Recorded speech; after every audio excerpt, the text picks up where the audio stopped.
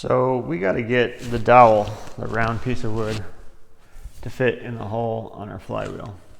You can see the hole's too small right now, so we're going to go ahead and make that bigger. This is a little bit tricky. Sometimes when you buy these dowels at the store, they're a little bit bigger, sometimes they're a little bit smaller, so I can't say for sure what size drill bit to use to make that hole bigger. So it takes a little bit of experimenting, but we're going to try a twist bit, which is this style of bit. It's called a twist bit. And we're going to take our dowel, pull out the bit that we think is appropriate, and replace it with a dowel. That seems a little bit too loose, and that seems too tight. So we'll go with the one that's too small. So we'll go with this one. In this case, it's a 5/16 twist bit.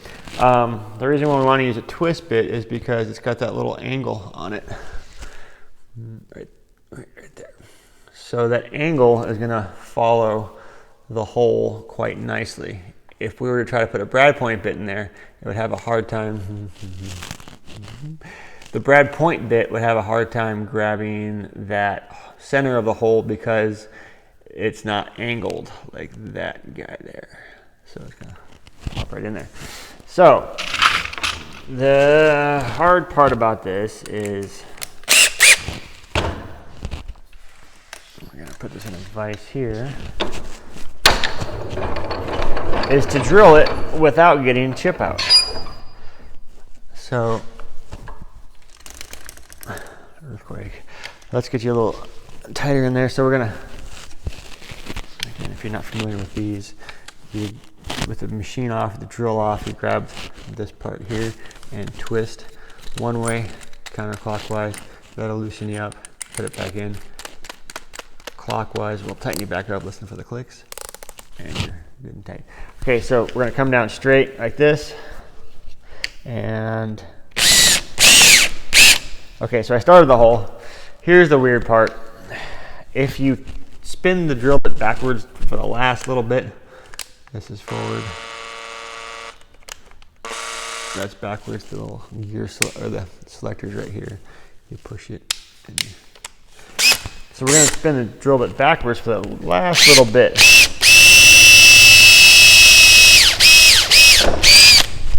And if we're lucky, we don't get tear out. Let's see how we did. Oh, we're lucky. It's kind of weird, but it works. Is it the right way to do it?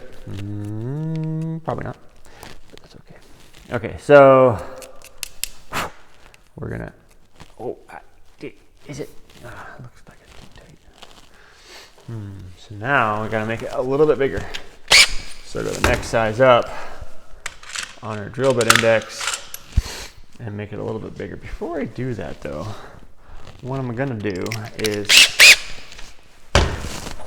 practice on a scrap piece to see if that hole is gonna be too big. So let's try a practice one here.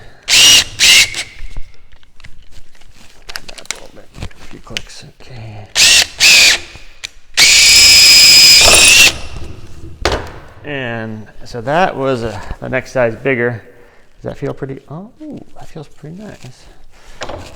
So we'll go ahead and use that in our good piece. And again, I'm going to spin it backward just to make it a little bit bigger. And prevent chip out. So let's see how that feels. Hey, almost like I know what I'm doing. Awesome. Okay, so you want it to be a slip fit, they call that, where you can still kind of maneuver it around the dowel, but not too tight where you can't spin it. Not too loose where it shakes either. So that'll be good for gluing. So next we're going to cut our dowel to length. I have this little thingy here. And can you see that word that says there right there? We're going to line up the end of our dowel with the word there. A little line. And then we're going to make a cut right here. And the way that works is we're going to put this in a vise, line up the line there with a dowel, and use this thing made for cutting metal. This is called a hacksaw. This is not technically made for cutting wood, but I find it works fairly well. And we're going to put the hacksaw right in this little groove, and we're going to cut that dowel. And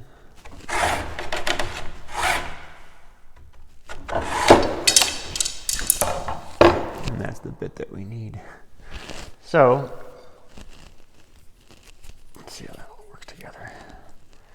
And then that goes like that, and then this goes, oh, but that's too tight. Huh.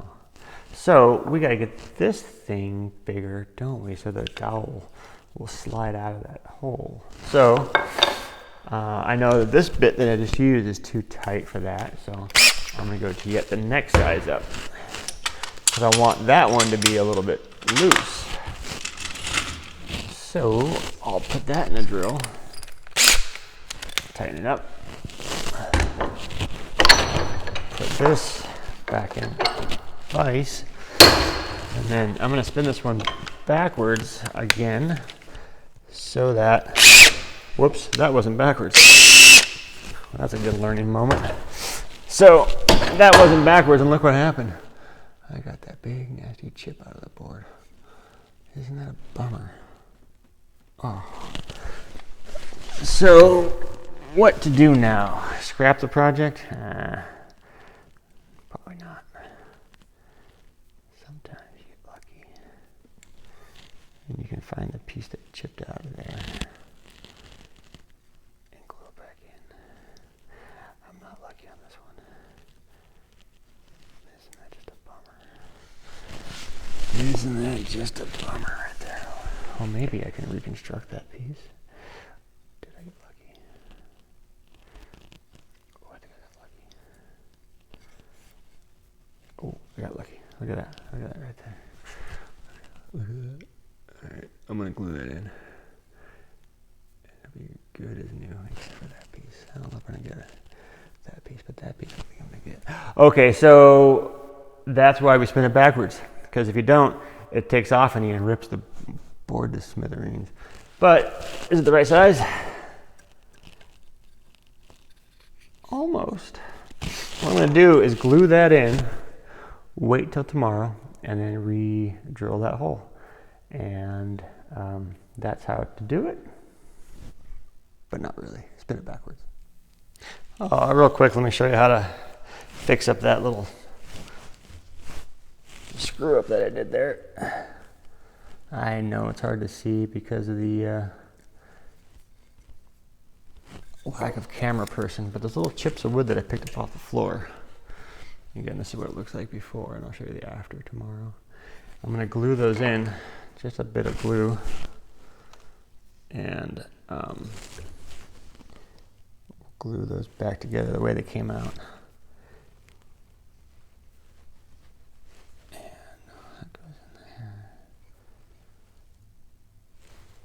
Glue this again, and that goes like this.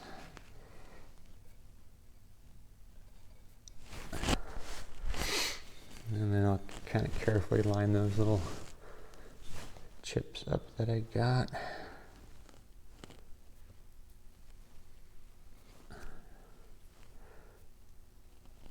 There we go.